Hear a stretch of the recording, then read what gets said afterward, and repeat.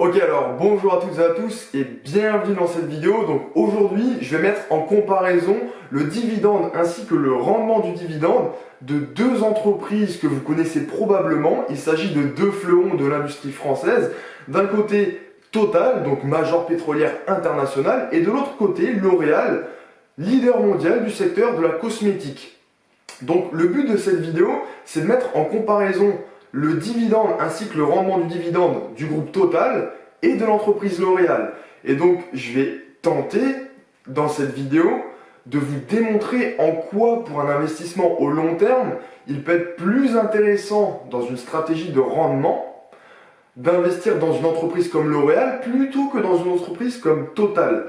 Donc les notions qu'on va aborder dans cette vidéo, ce sont tout simplement le dividende de ces deux entreprises, leur historique de versement de dividendes, le taux de croissance annuel moyen du dividende et le rendement globalement du dividende au fil des années. Donc je vais vous montrer que finalement le rendement réel du dividende de ces deux entreprises peut varier énormément sur la longue route. Donc un autre aspect que je vais essayer de vous démontrer dans cette vidéo, c'est que finalement dans certains cas, il est préférable d'investir dans des sociétés extraordinaires à prix ordinaire plutôt que d'investir dans des sociétés ordinaires à prix extraordinaire. Donc écoutez, si le sujet vous intéresse, je vous invite à rester bien dans cette vidéo avec moi. Et on se retrouve tout de suite sur mon tableau Excel pour que je puisse vous montrer tout ça à l'écran. Allez, à tout de suite. Ciao, ciao. Ok, alors bonjour à toutes et à tous et bienvenue dans cette nouvelle vidéo au sein de laquelle on va s'intéresser aux dividendes de Total ainsi qu'aux dividendes de L'Oréal. Donc L'Oréal d'un côté, Total de l'autre.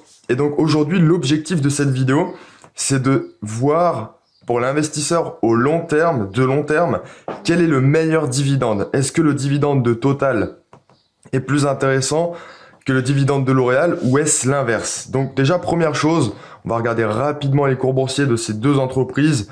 Donc Total qui depuis une dizaine d'années a un cours boursier qui reste entre guillemets coincé entre un support et une résistance à respectivement 35 et 55 euros.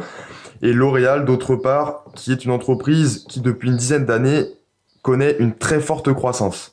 Donc ça c'est pour le cours boursier. Ce qui nous intéresse nous c'est le dividende et le rendement du dividende. Donc on va aller dans l'onglet finance. Donc je vous rassure, tous les liens utiles, tout ce que je vous montre dans cette vidéo sur internet sera dans la description de cette vidéo. Donc si on regarde pour Total, on voit que le rendement du dividende, il est de 7,27% actuellement si vous achetez cette action le 4 juin 2020, avant l'ouverture de la séance boursière. Donc 7,3% de rendement pour Total, contre eux, entre guillemets, je dirais seulement 1,57, 1,6% pour L'Oréal. Donc si on achète des actions Total, on obtient tout de suite un rendement initial du dividende beaucoup plus élevé qu'en achetant des actions L'Oréal. Donc maintenant, ce qu'on va voir dans cette vidéo, et je vais vous montrer tout ça avec un tableur Excel, c'est est-ce que il faut se fier au rendement initial du dividende? Est-ce que parce que l'action Total présente un rendement de plus de 7%, il faut acheter des actions Total? Et est-ce que parce que L'Oréal présente un rendement de même pas 2%, il faut se détourner des actions L'Oréal? Donc pour répondre concrètement à la question, sachez, vous allez voir dans cette vidéo que dans le cadre d'une stratégie de rendement, les deux actions peuvent être intéressantes, mais vous allez comprendre qu'une des deux, dans le cadre d'une stratégie de rendement au long terme, est beaucoup plus intéressante que l'autre. Donc, j'ai récupéré l'historique de versement de dividendes de Total ainsi que de L'Oréal sur la période 2008-2018. Donc, la source de l'information, c'est Bnains.org. Je vous rassure, tous les liens utiles seront dans la description de cette vidéo. Et donc, en guise d'introduction de cette vidéo, j'aimerais rappeler une chose. Le dividende d'une société, il suit l'évolution des bénéfices de la société. C'est-à-dire que les dividendes des sociétés suivent l'évolution des résultats nets des sociétés.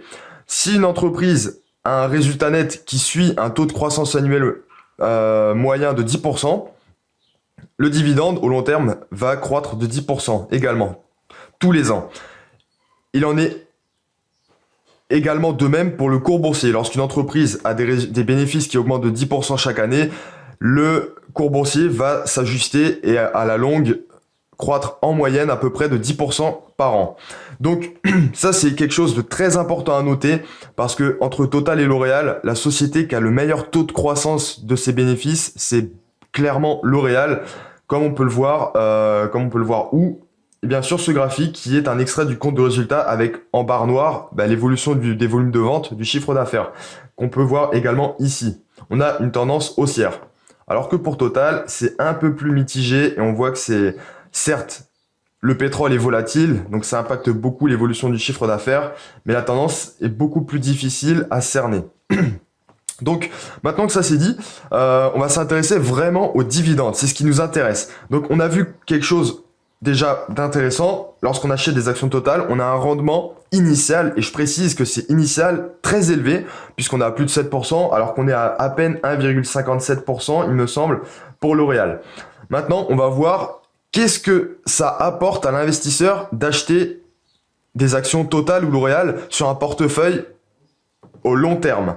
Donc, là, ici, j'ai répertorié tout simplement le dividende Total et le dividende L'Oréal entre 2008 et 2018.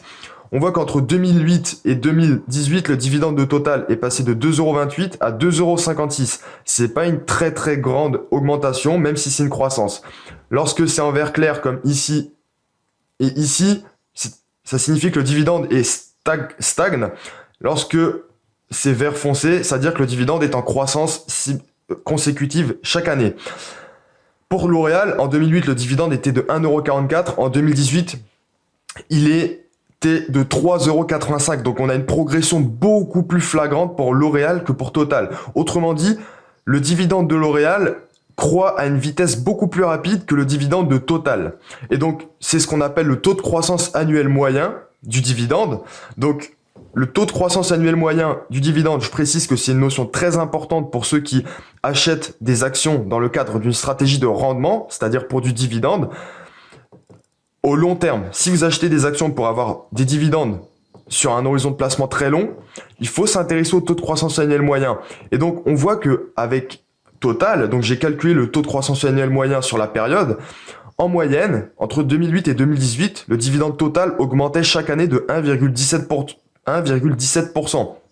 Autrement dit, c'est à peu près le taux d'inflation, peut-être un tout petit peu plus. Donc autrement dit, le pouvoir d'achat procuré par le dividende, il augmente que très très très peu en fonction des années. Alors que pour L'Oréal, entre 2008 et 2018, en moyenne, chaque année, le dividende a augmenté de 11,03%. Donc il y a une très nette différence entre la progression du dividende de Total et celle de L'Oréal. Total, en 10 ans, le dividende est passé de 2,28 € à 2,56 €. En 10 ans, le dividende de L'Oréal a presque triplé, doublé, un peu plus que doublé. Il est passé de 1,44 € à 3,85 €. Voilà, c'est à peu près x 2,5. D'où un taux de croissance annuel moyen du dividende de plus de 11%. Maintenant, si on regarde le rendement initial, donc on voit qu'en 2020, le rendement initial de L'Oréal, c'est 1,57%, au total c'est 7,27%.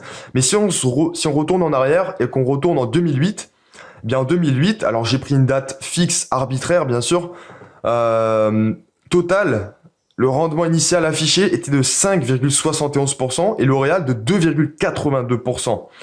Donc, si on considère que en 2008, vous ayez acheté des actions Total et que le dividende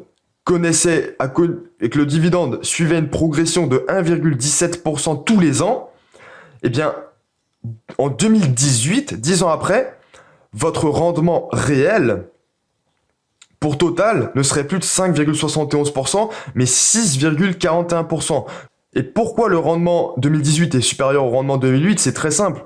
Puisque vous achetez votre action à un prix fixe, à un prix donné, pour un dividende donné. En 2008, vous avez acheté l'action Total pour un prix fixé et vous avez touché 2,28 € de dividende. Mais si vous aviez conservé cette action Total, vous l'auriez quand même payé au même prix qu'en 2008 puisque vous l'auriez gardé, conservé. Mais en revanche, votre dividende aura augmenté puisque vous auriez touché 2,56 €.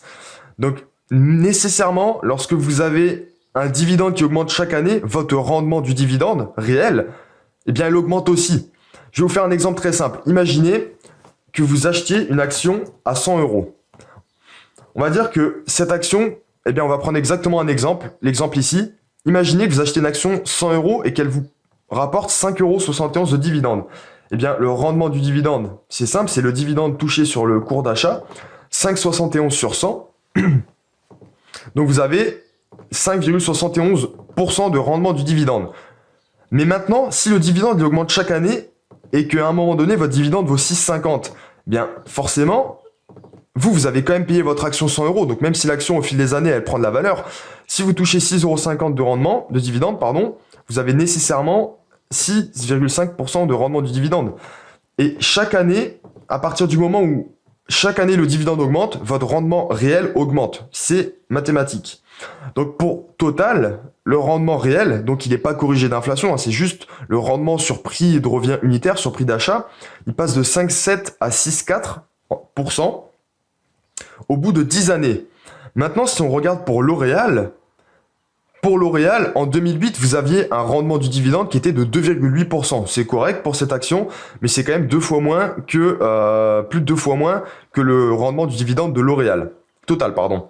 Eh bien, si vous aviez acheté des actions L'Oréal en 2008 et que avec ce taux de rendement du dividende, si vous aviez conservé votre action L'Oréal jusqu'en 2018, votre rendement réel, il serait passé à un peu plus de 8%. Pourquoi? Parce que vous auriez acheté votre action L'Oréal tout simplement à un prix fixe en 2008, tel que le dividende touché 1,44 € divisé par le cours boursier, ça vous donne un rendement du dividende de 2,82%. Mais chaque année, le dividende a augmenté selon un taux de 11%. Donc, si bien que votre rendement sur prix d'achat, il augmente parce que vous avez acheté votre action à un certain prix pour toucher 1,44 € de dividende, ce qui vous donne un rendement de 2,82. Mais votre prix d'achat, il reste le même puisque vous conservez vos actions pendant toute la période. Sauf qu'en 2018, vous touchez plus 1,44 €, mais 3,85 € de dividende. Ce qui vous fait donc 8% de rendement du dividende. Et donc, pour aller encore plus loin dans l'analyse du dividende de Total et de L'Oréal, eh bien, j'ai calculé le rendement réel prévisionnel en 2030 si l'action avait été achetée en 2008, c'est-à-dire lorsque le rendement total était de 5,7% et celui de L'Oréal de 2,8%. Et donc, le postulat que j'ai pris ici, c'est de prendre le même taux de croissance, à savoir de 1,17 pour Total et 11,03% pour L'Oréal. Ce que j'ai pris comme postulat, c'est de prendre le même taux de croissance annuel moyen du dividende que sur la période 2008-2018. Et donc, si on extrapole les résultats, on tombe sur un rendement réel, prévisionnel, pour Total en 2030 de 7,4% contre 28,2% pour L'Oréal. Et donc, ici, pour vraiment schématiser les choses de manière très claire, j'ai tout simplement mis le petit tableau ici avec l'historique de versement de dividendes Total et L'Oréal pour qu'on puisse voir en quoi acheter du Total. C'est intéressant tout de suite pour toucher du rendement, mais en quoi acheter du L'Oréal, c'est intéressant dans quelques années pour toucher du rendement. Si vous comptez obtenir du rendement tout de suite, Total, c'est une bonne entreprise, mais vous voyez que le dividende, il augmente extrêmement peu chaque année. Le taux de croissance annuel moyen, il est de 1,17% ici, sur cette période. Mais si vous achetez du L'Oréal, vous avez certes un rendement initial plus faible, mais le taux de croissance annuel moyen du dividende, il est beaucoup plus élevé, il est vraiment beaucoup plus élevé. Ce qui fait que sur un horizon de placement long terme, je dirais supérieur à 10 ans, il est plus intéressant d'acheter du L'Oréal, puisque votre rendement réel va augmenter beaucoup plus vite que le rendement réel de Total. Lorsque je dis réel, c'est pas corrigé d'inflation, c'est par rapport à votre prix de revient unitaire. Mais dans tous les cas, L'Oréal, pour un investissement long terme, offre un dividende beaucoup plus intéressant. Et donc, la logique, elle est très simple, c'est toujours pareil. Les cours boursiers et les dividendes des sociétés cotées suivent l'évolution des bénéfices des sociétés. Donc, à partir du moment où vous avez une entreprise qui génère des bénéfices en croissance régulière chaque année et selon un taux de croissance annuel moyen des bénéfices importants, vous aurez un taux de croissance annuel moyen du cours boursier et des dividendes important. Et c'est pour ça que L'Oréal, qui est une entreprise très profitable, a un cours boursier qui, comme on l'a vu, augmente significativement au long terme et un dividende qui augmente significativement au long terme. Et donc, c'est pour ça que je préconise pour un investissement au long terme, par exemple dans le cadre d'un plan d'épargne en action, de choisir plutôt des actions L'Oréal dans le cadre d'une stratégie de rendement, si l'horizon de placement est supérieur à la décennie. Total, c'est intéressant pour toucher du dividende maintenant tout de suite, du rendement, pardon, mais vous auriez pas à terme un rendement aussi important qu'avec L'Oréal. Parce que vous voyez ici, sur la période, vous commencez avec 2,28 € de dividende chez Total pour finir à 2,56 €. Chez L'Oréal, vous commencez à 1,44 € de dividende, donc quasiment 2 fois moins que Total, mais par contre, vous avez un dividende bien supérieur au bout de la période. Puisqu'avec Total, au bout de 10 ans, votre dividende est 2,56 €, avec L'Oréal, il est de presque 4 €. Et donc, l'important dans une stratégie de dividende, c'est de pas seulement regarder le rendement initial qu'on peut voir ici, donc de 1,6% pour L'Oréal et 7 et quelques pour Total, mais ce qui est important surtout de regarder, c'est la croissance du dividende, mais également le taux de croissance annuel moyen du dividende. Ça, on n'en parle jamais, mais c'est super important. Si vous voulez toucher des dividendes, regardez de combien vos dividendes augmentent en moyenne chaque année. Et donc, si vous voulez avoir un dividende qui augmente significativement chaque année, il vaut clairement mieux acheter des actions L'Oréal que des actions Total. Sans compter un dernier point, lorsque vous achetez des actions Total, il faut considérer qu'une action Total, c'est plutôt une obligation à coupon croissant, qui croît selon un taux de 1,17%. Alors que L'Oréal, c'est une entreprise qui a à la fois un dividende en croissance et un cours boursier en croissance. Donc, vous jouez à la fois sur la plus-value et sur le rendement du dividende. Et enfin, je rappelle une chose importante. Le versement de dividende est une opération qui est neutre pour l'investisseur, puisque lorsque le dividende est versé et détaché du cours boursier, eh bien, le cours boursier de la société qui verse le dividende diminue d'autant que le dividende versé. Autrement dit, lorsqu'un dividende est versé, par exemple, si un dividende de 3 € est versé, l'investisseur, l'actionnaire, a son compte espèce qui est crédité de 3 € et la valorisation du cours boursier de son action qui diminue de 3 €. Donc, c'est juste un transfert de valeur. Donc, le versement de dividende, c'est une opération neutre pour l'investisseur. Il faut bien le comprendre. Mais quoi qu'il en soit, il vaut mieux, et donc c'est un peu la moralité que j'ai écrite ici, il vaut mieux acheter des entreprises extraordinaires à prix ordinaire que des entreprises ordinaires à prix extraordinaire. Qu'est-ce que j'entends par là? Si on se réfère à la valorisation de ces deux entreprises, pour savoir si l'entreprise est chère ou pas chère, il y a différentes méthodes de valorisation, la méthode du price earning ratio, la méthode des discounted cash flows. Mais on va s'en tenir à quelque chose de simple. On voit que pour L'Oréal, le PER, qui est un indicateur de la cherté d'une entreprise, donc le PER indique le nombre de fois où les bénéfices sont capitalisés dans la capitalisation boursière. Bien, on voit que L'Oréal, historiquement, on paye à peu près 26,3 fois les bénéfices. Donc, c'est une entreprise qui est relativement chère, qui est pas à prix extraordinaire du coup, alors que Total, on paye, sauf en 2020 puisque les bénéfices sont en chute libre, mais on paye en moyenne historiquement, voilà, même pas 15 fois les bénéfices. Si une de ces deux entreprises vient à subir une décote, c'est pas pour autant qu'il faut l'acheter. Si Total subit une décote, c'est pas pour autant qu'il faut l'acheter. C'est une entreprise ordinaire qui est, dans ce cas, à prix extraordinaire. Mais dans ce cas, il vaut mieux acheter pour un placement au long terme une entreprise extraordinaire comme L'Oréal à prix ordinaire, c'est-à-dire à 26 fois les bénéfices, par exemple. Donc, ça, c'est la moralité. Mieux vaut acheter des entreprises extraordinaires à prix ordinaire que des entreprises ordinaires à prix extraordinaire. Et si vous appliquez ce principe et vous ne ruez pas sur toutes les valeurs décotées de la cote parisienne ou de n'importe quelle bourse, vous verrez que votre portefeuille s'en portera bien. Et si vous investissez avec réflexion, vous verrez que globalement, la valorisation de votre portefeuille global va croître très rapidement. Donc voilà, c'est tout pour cette vidéo. J'espère qu'elle vous a plu. Si vous avez des questions, des remarques ou autres, n'hésitez pas à m'en faire part. Et quant à moi, je vous dis à très vite pour une prochaine vidéo. Ciao, ciao.